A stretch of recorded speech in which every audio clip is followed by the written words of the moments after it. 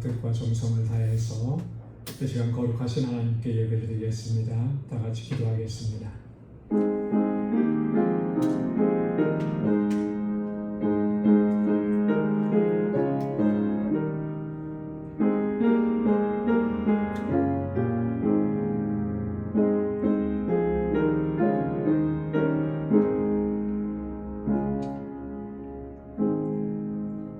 시온에 계시는 여호와는 위대하시고 모든 민족보다 높으시도다.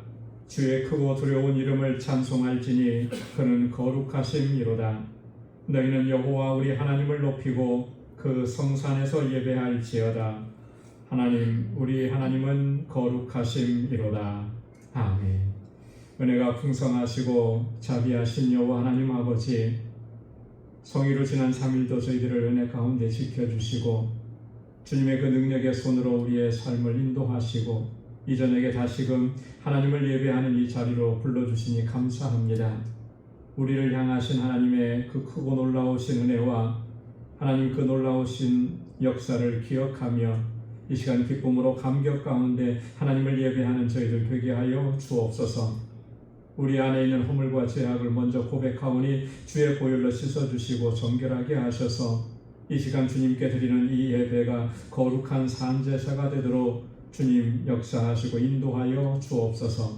오늘도 예비하신 주의 은혜와 평강으로 덧입혀 주옵소서. 예수님의 이름으로 기원하옵나이다. 아멘.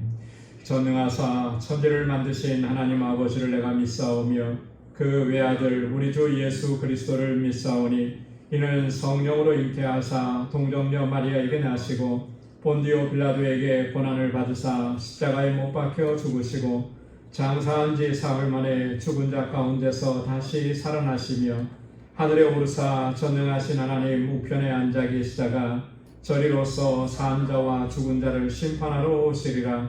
성령을 믿사오며 거룩한 공예와 성도가 서로 교통하는 것과 죄를 사하여 주시는 것과 몸이 다시 사는 것과 영원히 사는 것을 믿사옵나이다. 아멘. 찬양으로 하나님께 영광 돌리겠습니다. 정결한 마음 주시옵소서.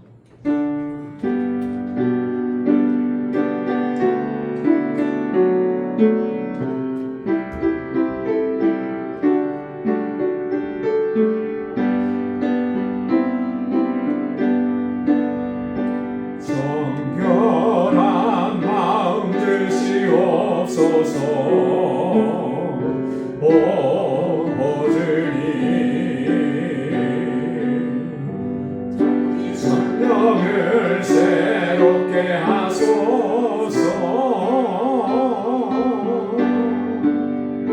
정결한 마음 주시옵소서.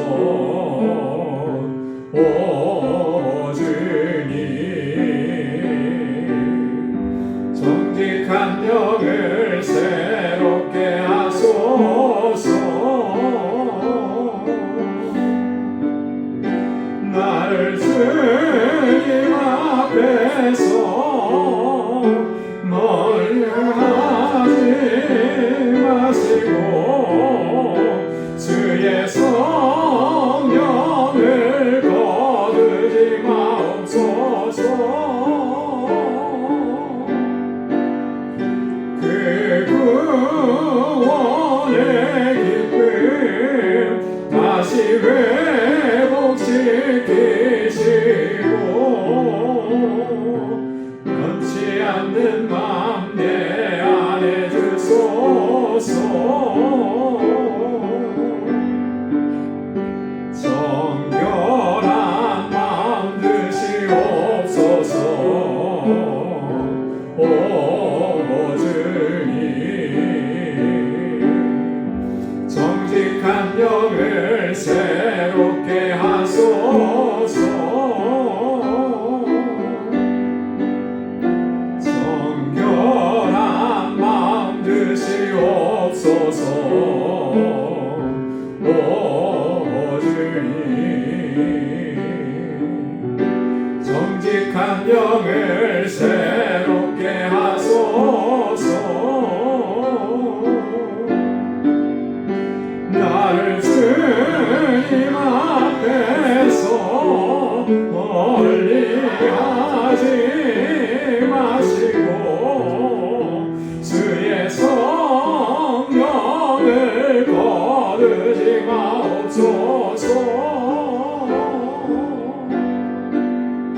그 구원의 기쁨 다시 회복시키시고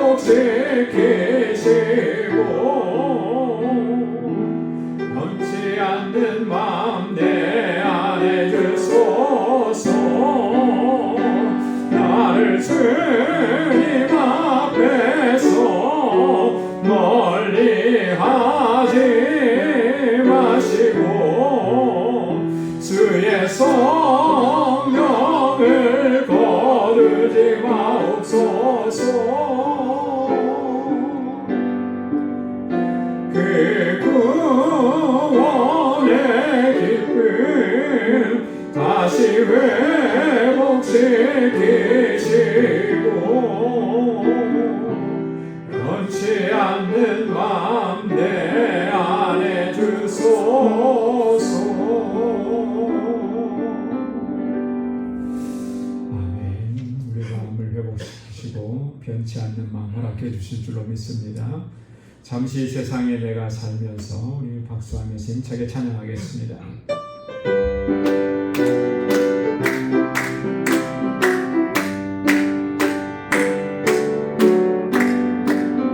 잠시 세상에 내가 살면서 항상 찬송 부르다가 날이 저물어 보라 하시면 영광 등에 나가리.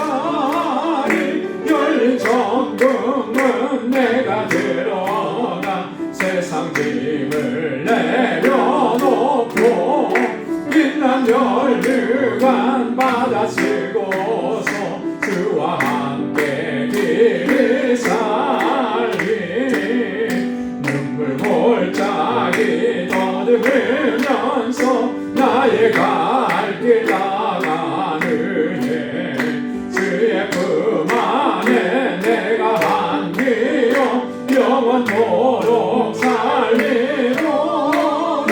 열린 천국문 내가 들어가 세상 짐을 내려놓고 빛난 멸류관 받아 쓰고서 주와 함께 나를 살리. 나의 가는 길 멀고 험하며 산은 높고 모른 깊어 고난 나의 몸 쓸 곳 없어도 복된 날이 밝아오니. 열린 천국문 내가 들어가 세상 짐을 내려놓고 빛난 멸류관 받아 쓰고서 주와 함께 길이 살리. 한숨 가시고 죽음 없는 날 사모하며 기다리니 내가 그리던 주를 배울 때 나의 기쁨 넘치리라. 열린 천국문 내가 들어가 세상 짐을 내려놓고 빛난 멸류관 받아 쓰고서 주와 함께 길이 살리. 한숨 가시고 죽음 없는 날 사모하며 기다리니 내가 그리던 주를 배울 때 나의 기쁨 넘치리라. 열린 천국문 내가 들어가 세상 짐을 내려놓고 빛난 멸류관 받아 쓰고서 주와 함께 길을 살리.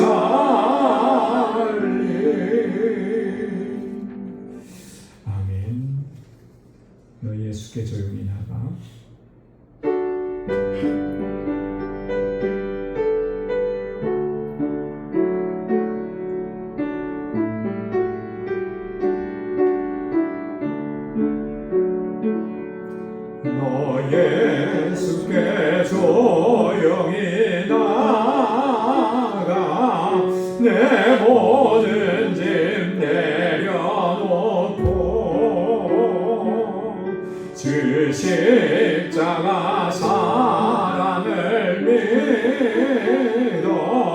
죄사함을 얻으리라.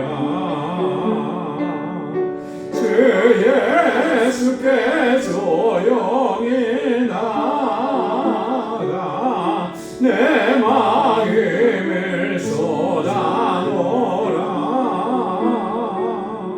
너는 내 보시는 주님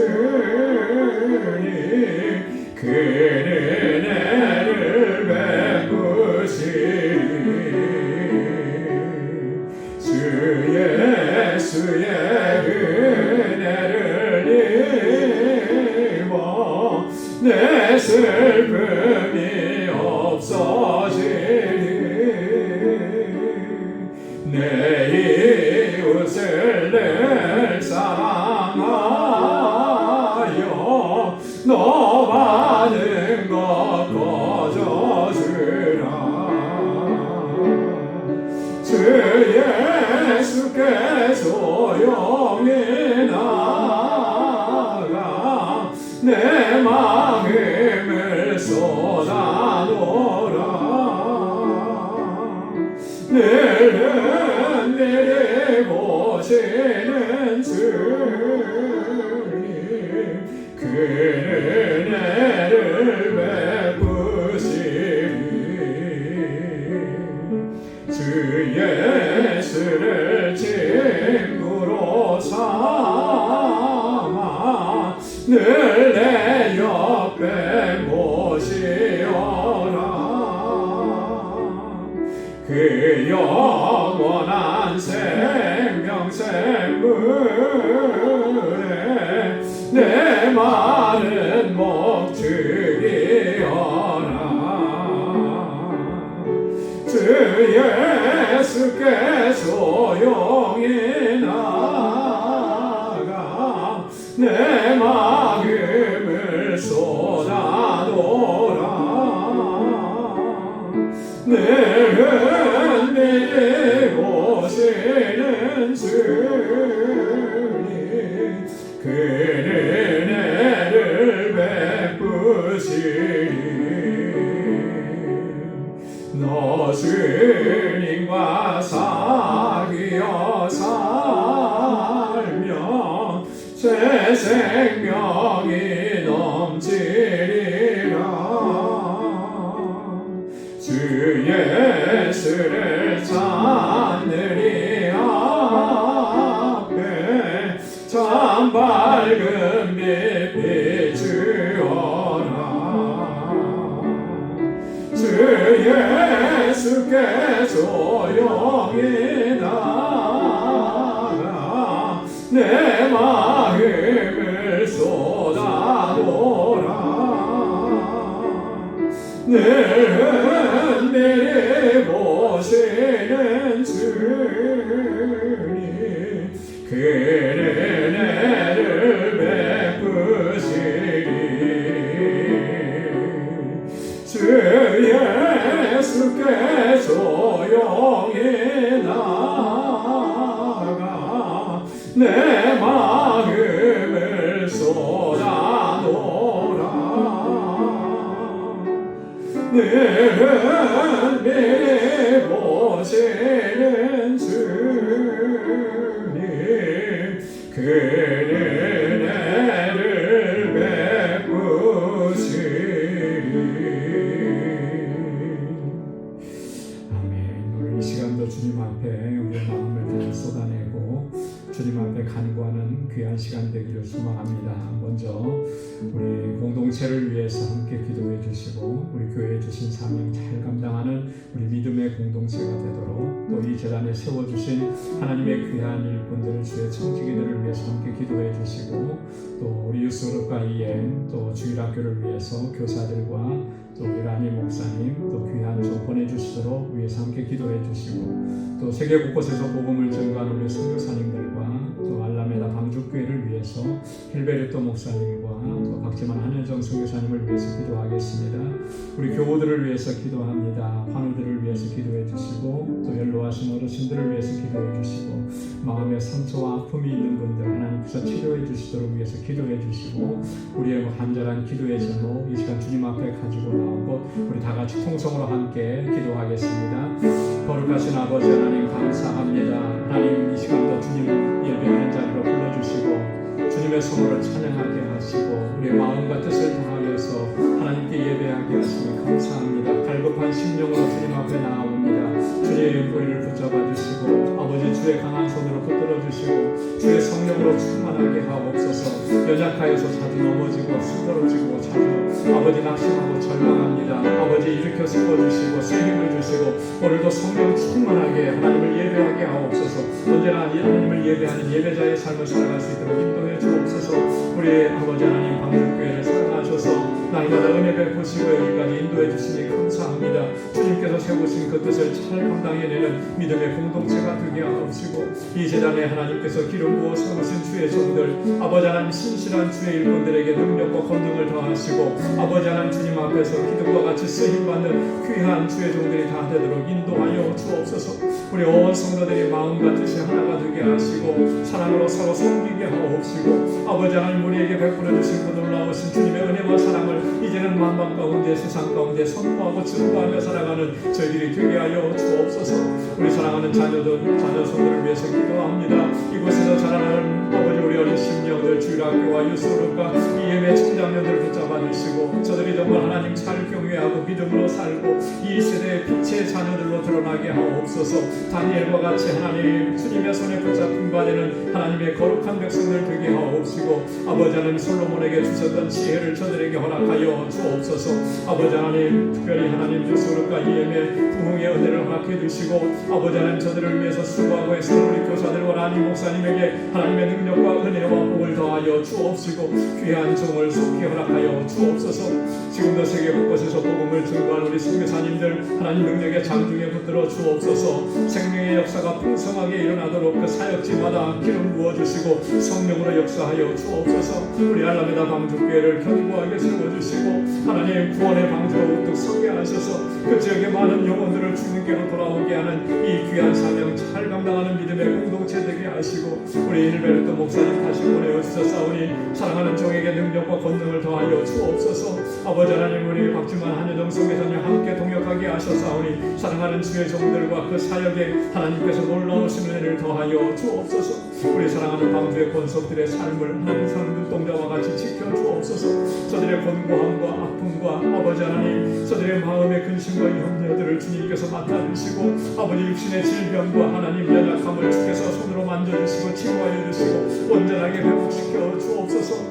아버지 하나님 특별히 연로하신 어르신들을 강건하게 붙잡아 주시고 아버지 하나님 주님만 바라보고 믿음으로 승리하는 삶을 살게 하옵소서. 아버지 하나님 이 시간도 저희들 주님 앞에 간절한 기도의 제목을 가지고 나와 하나님 앞에 부르짖고 간구합니다. 주의 종들의 기도에 하나님의 선하신 응답을 허락하여 주옵소서. 날마다 주님의 임재 가운데 살아가게 하옵시고 아버지 하나님 주께서 주신 사명을 능력 있게 감당하게 하옵시고 하나님 주의 주시는 은혜 가운데 늘 승리의 삶을 살아가도록 인도하여 주옵소서. 오늘도 주님의 말씀 앞에 세워주심을 감사합니다. 주신 말씀으로 우리를 새롭게 하시고 거룩한 하나님의 백성으로 살아갈 수 있도록 우리에게 은혜를 더하여 주옵소서.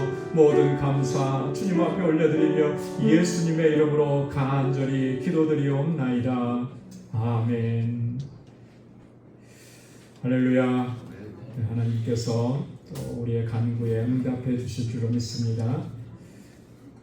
오늘 함께 묵상할 하나님의 말씀은 디모데전서 제6장 1절로 8절 말씀입니다. 디모데전서 6장 1절로 8절까지의 말씀 한 절씩 교독하겠습니다. 무릇 멍에 아래에 있는 종들은 자기 상전들을 범사에 마땅히 공경할 자로 알지니 이는 하나님의 이름과 교훈으로 비방을 받지 않게 하려 함이라. 믿는 상전이 있는 자들은 그 상전의 형제라고 가볍게 여기지 말고 더 잘 섬기게 하라. 이는 유익을 받는 자들이 믿는 자예요. 사랑을 받는 자입니다. 너는 이것들을 가르치고 권하라. 누구든지 다른 교훈을 하며 바른 말 곧 우리 주 예수 그리스도의 말씀과 경건에 관한 교훈을 따르지 아니하면 그는 경건하여 아무것도 알지 못하고 변론과 언쟁을 좋아하는 자니 이로써 투기와 분쟁과 비방과 악한 생각이 나며 마음이 부패하여지고 진리를 잃어버려 경건을 이익의 방도로 생각하는 자들의 다툼이 일어나느니라. 그러나 자족하는 마음이 있으면 경건은 큰 이익이 되느니라. 우리가 세상에 아무것도 가지고 온 것이 없음에 또한 아무것도 가지고 가지 못하리니 우리가 먹을 것과 입을 것이 있은즉 족한 줄로 알 것이니라. 아멘. 우리 디모데전서 6장 디모데전서의 이제 마지막 부분인데요. 오늘 이 함께 봉독한 본문의 말씀은 전체적으로 보면 경건한 삶에 대한 그런 교훈입니다. 우리 그리스도인들은 이 땅에서 사는 동안에 경건하게 살아가야 되는 거 너무나 중요한 것이죠. 왜냐하면 우리가 하나님의 거룩한 백성으로 부르심을 입은 자들이기 때문에, 그죠? 그 거룩하게 하심에 합당하게 살아가는 것, 그게 경건한 삶이라고 하는 것입니다. 그래서 오늘 본문의 말씀은 8절까지 짧은 구절이지만 그 주제별로 나눠보면 세 부분으로 나눠볼 수가 있어요. 1절과 2절은 믿는 상전에 대한 종의 자세입니다. 그 상전, 종은 자기 주인이 있죠. 자기 상전이 있습니다. 그 상전에게 우리가 믿는 자로서 어떻게 대해야 하는지 이런 것들을 이야기해 주고요.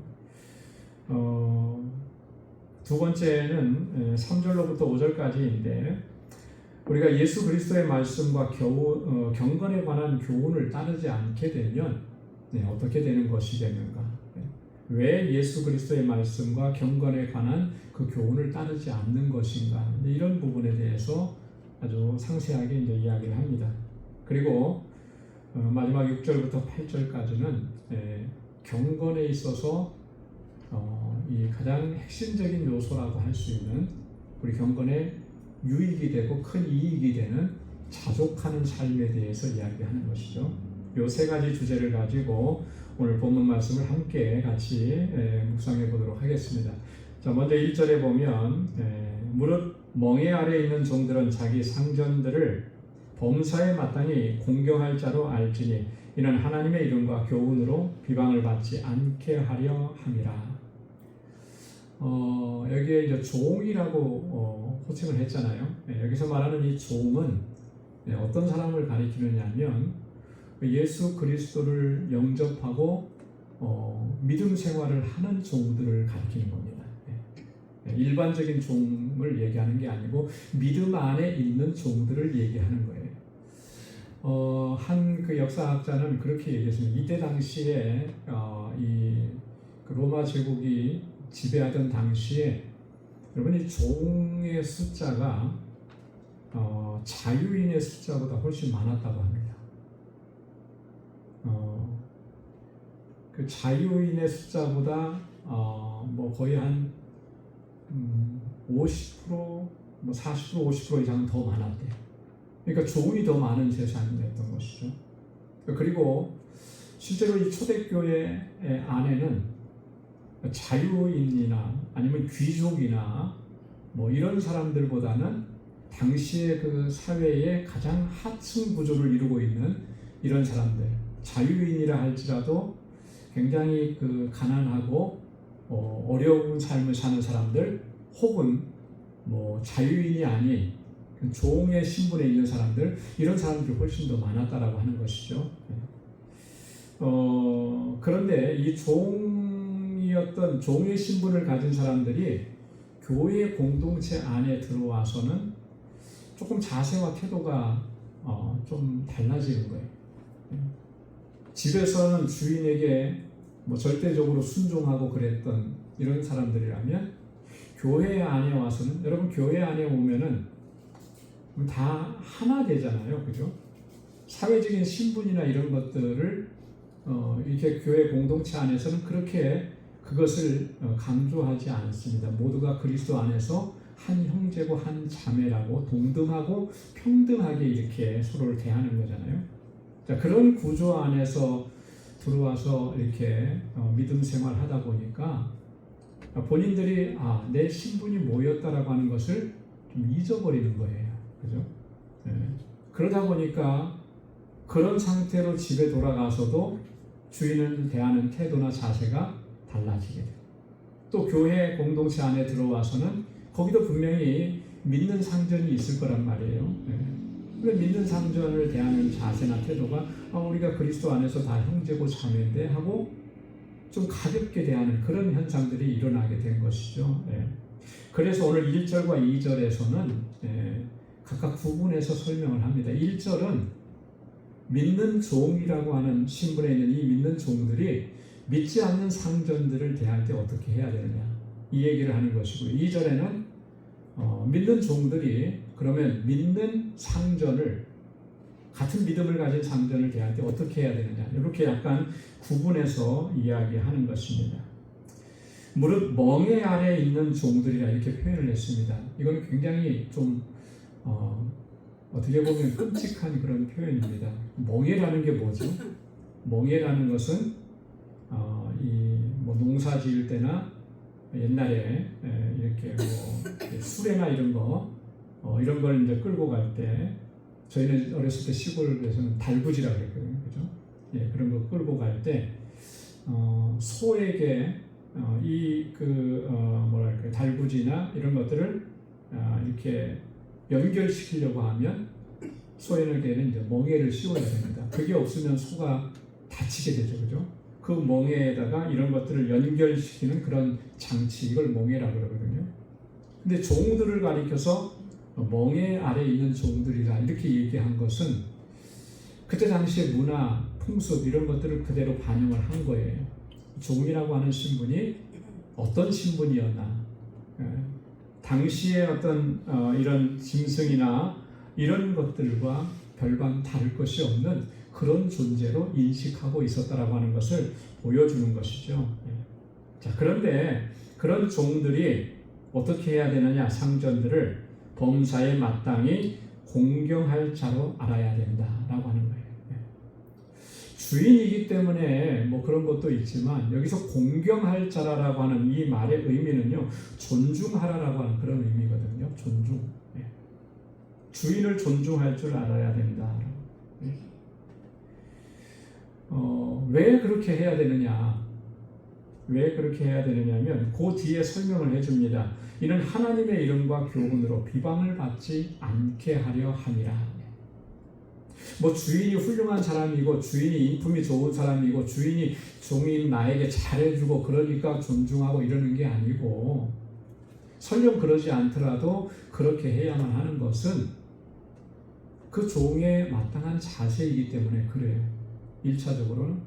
그러나 그것이 궁극적으로는 어디에까지 나아가는 것이냐면 하나님의 이름과 하나님의 교훈이 비방받지 않게 하려고. 지금 나는 지금 신분이 어떤 신분입니까?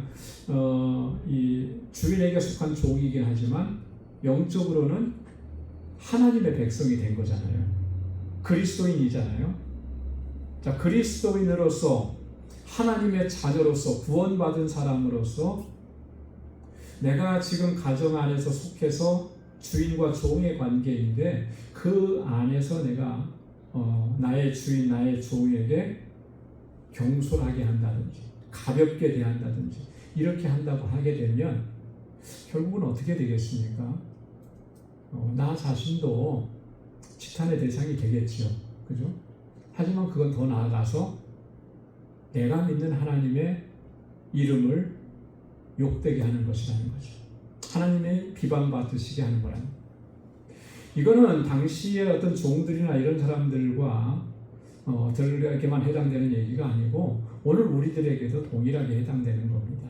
여러분, 우리가 어떤 사회 질서 안에서 어떤 관계라는 것들이 있거든요. 사실 직장에 가면 직장에서 관계가 있고, 내가 손님과 뭐 이렇게 주인이라 그러면 이런 관계가 있고, 다 관계가 있습니다.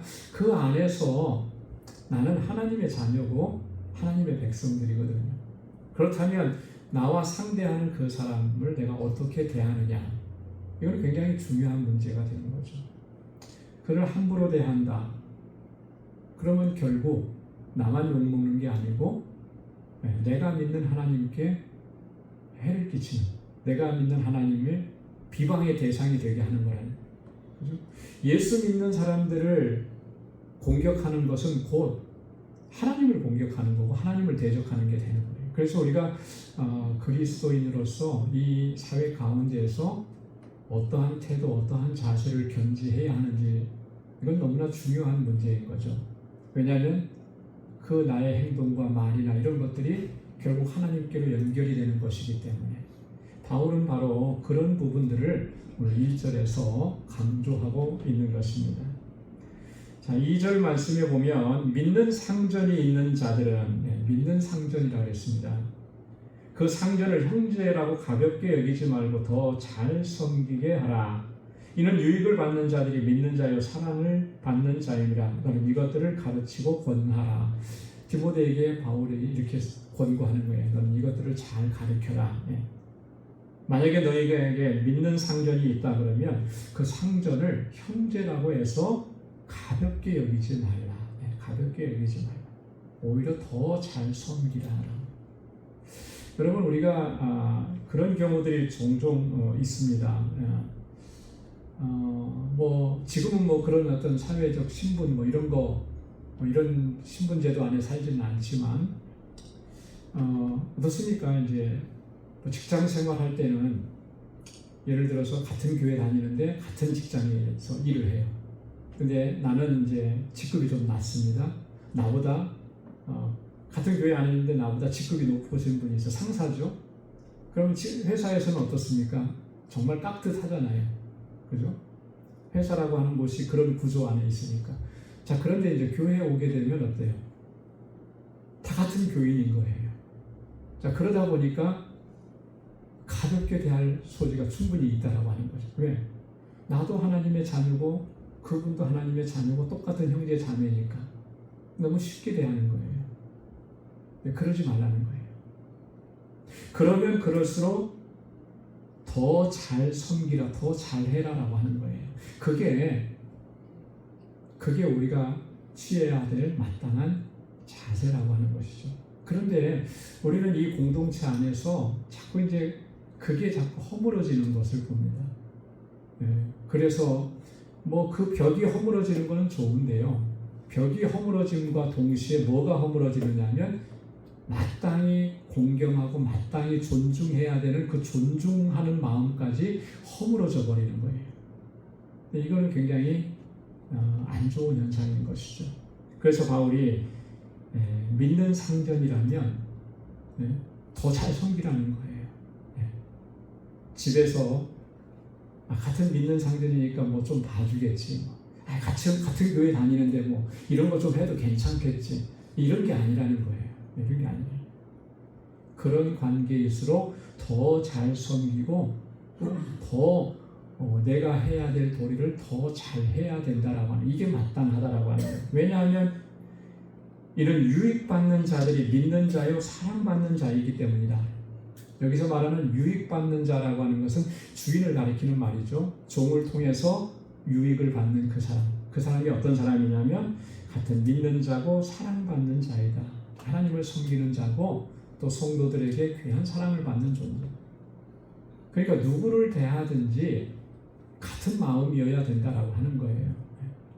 여러분, 우리가 공동체 안에서 서로가 서로를 대해서 서로 존중하고 이해해주고 섬기면서 그렇게 하나님을 섬겨가는 우리 모두가 될 수 있기를 소망합니다. 바울은 바울서신서에서 이 부분을 굉장히 강조를 많이 했습니다. 그 강조를 많이 했다라고 하는 것은 뭘 의미하겠습니까? 이게 상당히 전 문제가 되었다라고 하는 것을 알 수가 있죠. 그래서 에베소서 6장 5절에 보면 종들아 두려워하고 떨며 성실한 마음으로 육체의 상전에게 순종하기를 그리스도께 하듯 하라 그랬습니다. 종으로서 교회 공동체 안에 있다면 어떻게 하라 그랬습니까? 육신의 상전에게 순종하되 그리스도께 하듯 하라고 하는 거예요. 이건 꼭 종에게만 해당되는 거 아니겠죠. 우리가 서로가 서로에게 서로를 섬기는 마음들이 주님을 섬기는 그 마음으로 우리가 함께 섬겨가야 할 줄로 믿습니다. 골로새서 3장 22절 말씀에 종들아 모든 일에 육신의 상전들에게 순종하되 사람을 기쁘게 하는 자와 같이 눈가림만 하지 말고 오직 주를 두려워하여 성실한 마음으로 하라. 주님을 두려워하는 마음으로, 성실한 마음으로, 눈가림으로만 하지 말라는 거죠. 사람을 기쁘게 하는 것으로 하지 말라. 비즈니스 하시는 분들도 우리 장로님들 계시고 그러는데, 여러분 같이 일하는 이렇게 종업원들 이렇게 보면 좀 많이 다 다르죠, 그죠? 어떤 사람은 주인이 보든지 안 보든지 자기 일을 성실하게 하는 사람이 있고, 어떤 사람들은 보면 주인이 볼 때만 열심히 하고 안 볼 때는 그냥 슬슬 하고, 모르는 것 같지만 다 알잖아요. 다 표시가 나잖아요. 만약에 우리가 그리스도인인데 만약에 볼 때는 잘하고 보지 않을 때는 그냥 슬슬 하고 내 마음대로 하고, 그렇게 되면 그게 과연 어떻게 되겠는가?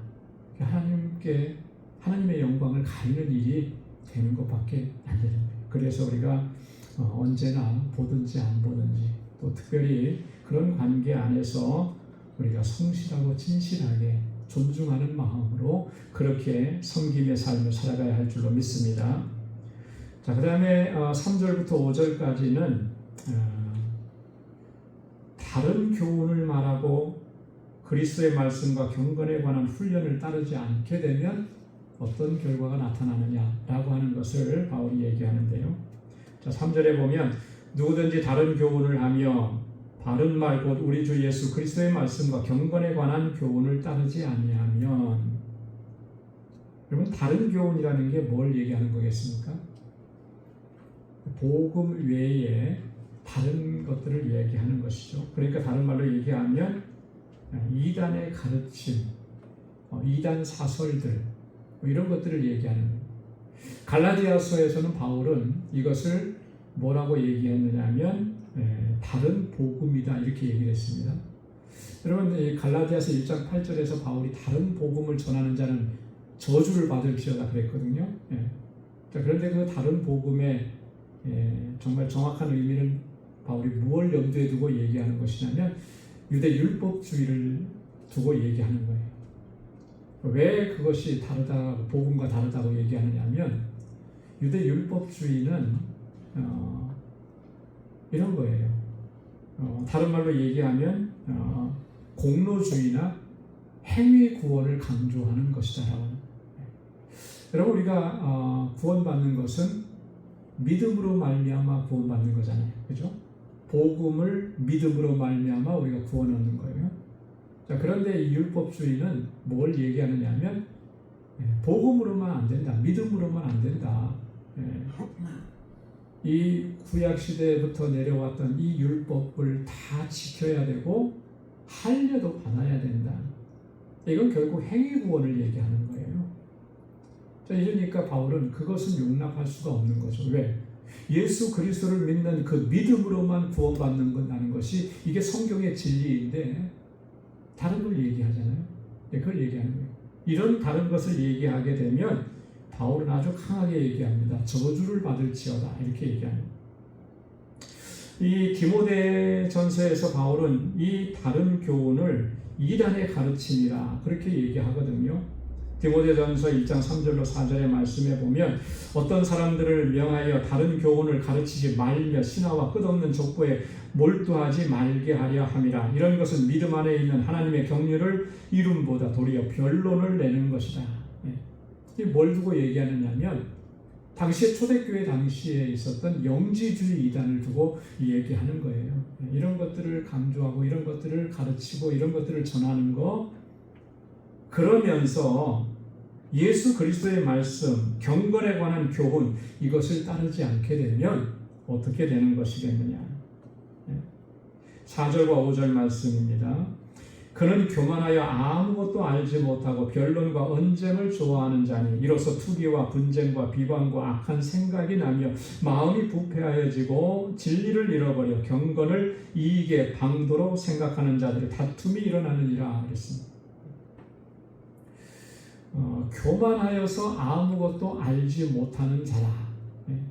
여러분 이렇게 다른 교훈을 얘기하고 바른 말, 그리스도의 교훈을 가르치지 않는 이 자들이 똑똑한 것 같고 말 잘하는 것 같지만 그들은 교만하여서 아무것도 모르는 자들이다. 바울이 단호하게 얘기하는 것입니다. 그리고 그들은 어떤 사람들이냐 특징을 얘기하는데 변론과 언쟁을 좋아하는 사람이에요. 결국은 변론하고 결국은 언쟁하고 말싸움하는 사람들인 거예요. 예. 여러분 이 고대 시대에 이 철학자들, 지혜자들이라 그래서 소피스트라고 그랬거든요. 근데 정말 진짜 철학자들이 있고 진짜 지혜자들이 있었지만 상당히 많은 사람들은 자기들이 지혜자라고 얘기하면서 어떤 것들을 많이 했냐면 지혜를 가르치기보다는요 돈을 받고 처세술을 가르쳐주고 웅변술을 가르쳐주고 변론하는 그런 이 술법이나 이런 것들을 가르쳐주면서 자기 이익을 챙기는 사람들이 많이 있었던 거예요. 네. 근데 초대교회 안에도 이 디모데가 목회하고 있는 에베소 교회 안에도 이런 사람들이 있었다라고 하는 것이죠. 그 사람들이 누구였냐면 바로 영지주의자들이에요. 그들에게 속해 있었던 사람들. 그들은 복음의 진리하고는 아무런 그들은 관심이 없는 거예요. 오직 자기들의 주장을 얘기하면서 거기에서 어떤 그 교회를 어지럽히고 혼란스럽게 하는 이런 일들을 했던 것이죠. 언쟁과 변론을 좋아하는 자라 그런 특징을 가지고 있는 거예요. 그런데 그 결과로서 뭐가 나타나느냐면 이로써 투기와 분쟁과 비방과 악한 생각이 난다. 여기로부터 이런 것들이 나옵니다. 투기라고 하는 것은 뭐죠? 시기하고 질투하는 거잖아요. 그죠? 분쟁이라고 하는 것은 상대방을 비방하고 헐뜯고 그래서 싸우게 되는 것을 이야기하는 겁니다. 비방한다라고 하는 말은 이런 거죠. 다른 사람의 어떤 인격을 모독하는 그런 행위들. 비방하는 거, 인신공격하는 거 이런 걸 얘기하는 거예요. 악한 생각이라고 하는 것은 뭐 여기서 구체적으로 얘기하는 건 이런 겁니다. 다른 사람을 공연히 아무런 이유도 없이 의심하는 그런 행위들. 그렇죠? 이런 것들이 다 뭘 통해서 나느냐면 이런 이유들로 인해서 그죠? 바른 교훈을 전하지 아니하고 이랬기 때문에 나타나는 일들이라는 거예요. 그들의 특징은 또 하나 마음이 부패해지고 진리를 잃어버렸다 이렇게 했습니다. 마음이 부패해졌다. 부패해졌다라고 하는 건 썩었다라고 하는 거잖아요. 그죠? 마음이 부패해졌다라고 하는 것은 양심을 다 잃어버렸다라고 하는 그런 거죠. 양심이 없다라고 하는 거예요. 마음이 그렇게 됐다라고 하는 것은 건전한 사고와 판단력이 다 흐려졌다라고 하는 거예요. 그죠? 우리가 어떤 건전한 사고를 하고 하는 것들은 다 마음에서 나오는 생각들이잖아요. 근데 마음이 부패해졌는데 그 속에서 어떤 건전한 사고, 건전한 판단력이 나올 수 있겠는가? 없는 것이죠. 근데 그들의 또 하나의 특징은 뭐냐면 경건을 이익의 방도로 생각하는 자들이다. 이게 심각한 거예요. 이게 심각한 거예요. 경건을 이익의 방편으로 생각하는. 여러분 경건이라고 하는 것은 얼마나 거룩한 것입니까? 그죠? 경건한 삶이라고 하는 것은 다른 말로 얘기하면 하나님과 동행하는 삶이잖아요. 그죠? 항상 하나님을 생각하고 묵상하고 하나님의 뜻을 쫓아서 걸어가는 삶인데 겉으로는 그런 삶을 산다고 하면서 그 경건을 내 이익의 방편으로 삼는 거예요. 이 얼마나 이게 심각한 거예요. 그죠? 얼마나 정말 어떻게 말로 다 표현할 수 없는 그런 신앙과 경건을 자기 이득을 채우는 어떤 수단으로 생각하는 거죠. 여러분 이런 사람들이 성경에도 종종 등장을 합니다.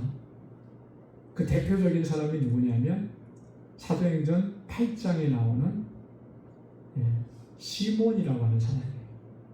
시몬이라고 하는 사람은 그의 전직이 마술사였습니다. 마술사. 사마리아에 살고 있었던 이 사도행전 8장은요. 예루살렘에서 박해가 일어났을 때 예수님의 그 제자들, 사도들을 제외하고 나머지 사람들이 뭐 쫓겨나다시피 각 지역으로 흩어졌어요. 그 중에 한 사람 빌립이라고 하는 사람은 초대교회 7 지도자 중에 한 사람이잖아요. 이 사마리아 지역에 가서 복음을 전합니다. 이때 이 마술사 시몬이 빌립을 만나서 예수님을 영접을 해요. 그리고 빌립을 따라다닙니다. 자기가 그동안에 마술사로 돈 벌었던 거 이제 다 버려두고 빌립을 따라가요. 이것만 보면은 이 사람이 정말 개종했구나, 정말 변했구나 이렇게 생각을 하는데 그렇지 않았던 거죠. 사마리아가 이렇게 복음을 받아들였다는 얘기를 듣고 예루살렘 교회가 베드로와 요한을 그곳에 파송합니다. 그러니까 베드로가 와서 사마리아에서 믿음을 가진 성도들을 위해서 기도를 해줘요. 안수하면서 기도를 해줍니다. 그럴 때마다 어떤 역사가 일어나냐면 성령이 임하는 역사를 경험합니다. 베드로가 기도해 줄 때마다 다들 성령 충만해지는 거예요. 마술사 시몬이 그 모습을 보고 그냥 또 헷가닥한 거예요. 그러면서 베드로에게 가서 돈을 갖다 주면서, 그동안에 돈 많이 모았을 거 아니에요. 그 돈을 갖다 주면서 뭐라고 얘기하냐면 내가 돈을 드릴 테니까 그 권능이 내게도 있게 해달라고. 그래서 내가 안수하는 사람마다 다 성령 충만함을 받는 그런 역사가 일어나게 그 권능이 내게도 있게 해달라. 왜 그렇게 했겠습니까? 왜? 물론 그렇게 하는 게 보기 좋아서 그럴 수도 있겠지만 궁극적으로 마술사 시몬은 뭐예요? 그걸 통해서 자기가 뭔가 이득을 얻으려고 하는 거죠. 이득을. 자, 그랬더니 베드로가 그에게 뭐라고 얘기합니까? 사도행전 8장 20절에 베드로가 이르되 내가 하나님의 선물을 돈 주고 살 줄로 생각하였으니 내 은과 내가 함께 망할지어다. 하나님께서 거저 주시는 선물이잖아요. 그걸 은사라고 얘기하는데 그걸 네가 돈 주고 사서 내 마음속에 뭘 품었다 그랬습니까? 오늘 본문에는 기록하고 있지 않지만 내 마음이 바르지 못하다, 악하다 그렇게 얘기해요. 그러니까 악하다라고 하는 의미는 뭐냐면 이것을 통해서 자기가 뭔가를 얻으려고 하는, 자기 이익을 챙기려고 하는, 은금을 더 많이 모으려고 하는, 가만히 보니까 자기가 전혀 마술사로 할 때보다 훨씬 더 돈벌이가 잘 될 것 같다고 판단한 거죠. 그러니까 내가 있는 거 다 줘서 그 능력이 내게도 있게 해달라. 베드로는 그것을 간파하고 그렇게 나무라고 책망을 했던 거예요. 뭐 오늘날이라고 이런 예가 뭐 없다고 우리가 얘기할 수 있겠습니까? 특히나 사이비 이단 같은 경우들 보면 그죠? 겉으로는 교회라고 얘기하고 겉으로는 예배라고 얘기하고 겉으로는 뭐 치유 뭐 집회라고 얘기 다 하고 나중에는 뒤로는 뭐예요?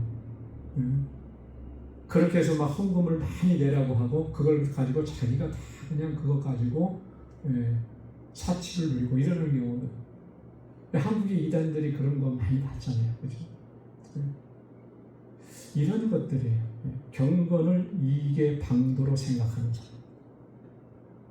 여러분 혹시나 우리가 우리 안에 이런 모습이 조금이라도 있어서는 안 될 줄로 믿습니다. 항상 말씀 앞에 우리가 신실하고 주님께서 맡겨주신 이 직분 앞에 정말 충성스럽게 오직 하나님의 영광을 위해서만 그렇게 달려갈 수 있는 우리 모두가 될 수 있기를 주님의 이름으로 축원합니다. 자, 그 다음에 이제 마지막 자족하는 마음에 대해서 말씀을 하는데요. 자, 6절에 그러나 자족하는 마음이 있으면 경건에 큰 이익이 되느니라.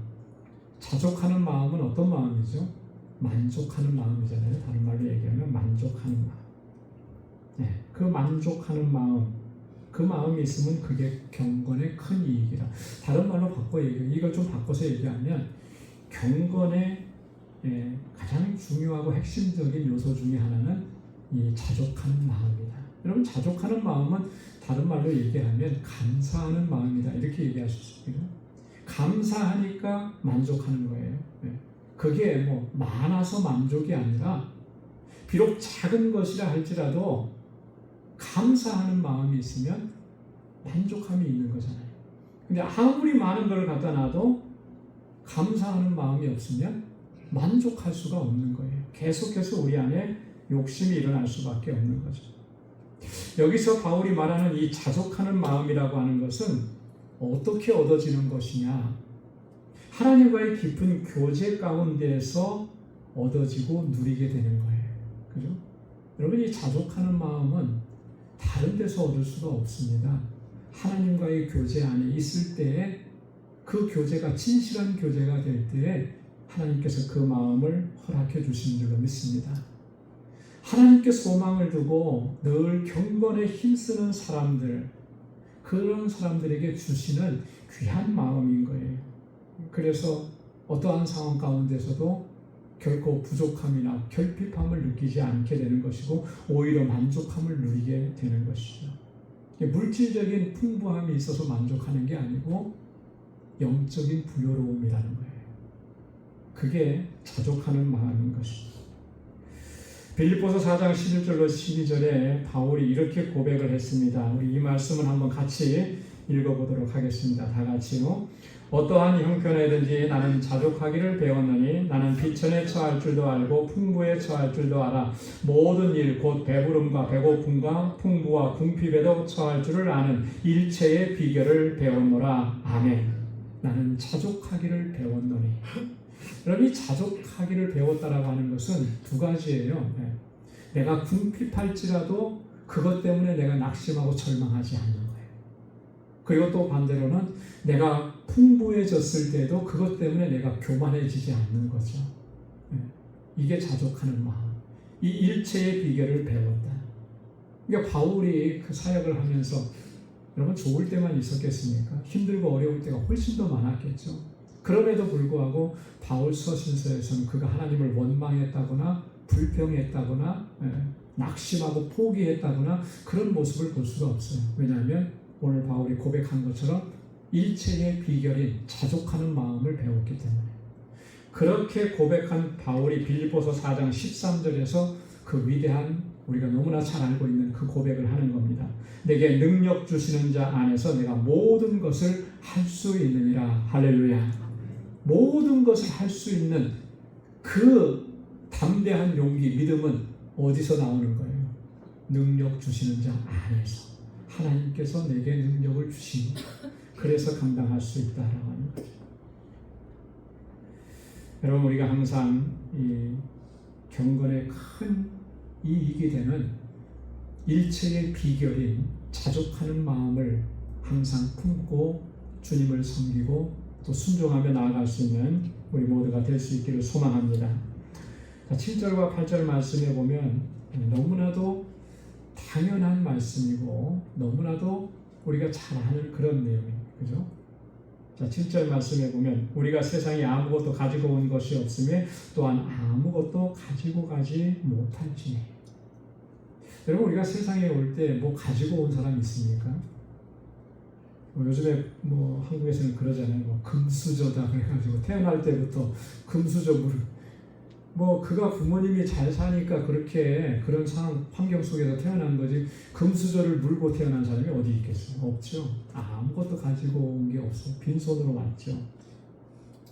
그냥 돌아갈 때도 빈손으로 돌아가는 거예요. 이것을 알고 그리고 그 아는 대로 우리가 거기에 순종하면서 사는 게 굉장히 중요합니다.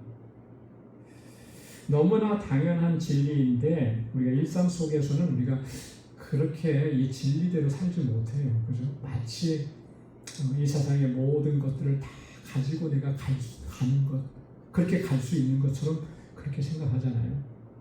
이게 얼마나 어리석은 것인가. 욥의 그 고백을 보면 참 이 말씀은 아마 욥의 고백에 근거한다고 볼 수가 있어요. 욥이 모든 것을 다 잃어버렸을 때 그가 하나님 앞에서 고백했던 내용은 뭡니까? 내가 모태에서 알몸으로 나왔사온즉 또한 알몸으로 그대로 돌아갈지니 주신 자도 여호와시요 가져가시는 분도 여호와시라. 그 모든 것이 하나님의 주권 안에 있고 내가 가지고 갈 수 있는 이 세상의 것은 아무것도 없다라고 합니다. 그것을 우리가 인정하는 것, 그것을 기억하는 게 중요하죠. 전도서 5장 15절에도 보면 그가 모태에서 벌거벗고 나왔은즉 그가 나온 대로 돌아가고 수고하여 얻은 것을 아무것도 자기 손에 가지고 가지 못하리니. 가지고 갈 수 있는 사람 있으면 가지고 가보라고 했어요. 가지고 갈 수 있는 사람이 아무도 없잖아요. 그죠? 열심히 수고해서 많이 이 땅에서 모아놨어도 그거 가지고 갈 수 있는 사람은 없어요. 우리가 하나님 앞에 가지고 갈 수 있는 건 뭐겠습니까? 세상에서 우리가 얻어놓은 명예, 물질 이런 거 아무것도 가지고 갈 수 없어요. 그러나 하나님 앞에 가지고 갈 수 있는 것은 단 하나입니다. 믿음이에요. 믿음. 네. 그리고 믿음으로 산 삶, 그것만 가지고 갈 수 있는 거예요. 그죠? 하나님 앞에서 우리가 내려놓을 수 있고 내놓을 수 있는 것은 믿음으로 살았다라고 하는 그 증표, 그것만 하나님 앞에 보여줄 수가 있는 것이지 그 어떤 것도 하나님 앞에 내놓을 수 있는 게 없는 거죠. 예전에 알렉산더 대왕이 죽을 때 그런 유언 명령을 내렸다 그러잖아요. 자기를 관에 넣어서 장례 치를 때 어떻게 하라고 했습니까? 관 양쪽에 구멍을 뚫어서 자기 손을 바깥으로 내놓으라 그랬대요. 손을 내놨는데 그 손에 뭐가 있었겠습니까? 아무것도 없는 거예요. 천하를 호령했던 알렉산더 대왕, 그도 갈 때는 역시 빈손이다라고 하는 것을 후대의 사람들에게 교훈하기 위해서 그렇게 하는 거예요. 알렉산더 대왕이 하나님을 믿었다라고 하는 그런 거는 제가 못 봤어요. 하나님을 알지도 못하고 믿지도 않았던 사람도 세상을 떠나갈 때는 어떻게 떠나가는지를 아는 거예요. 지혜로.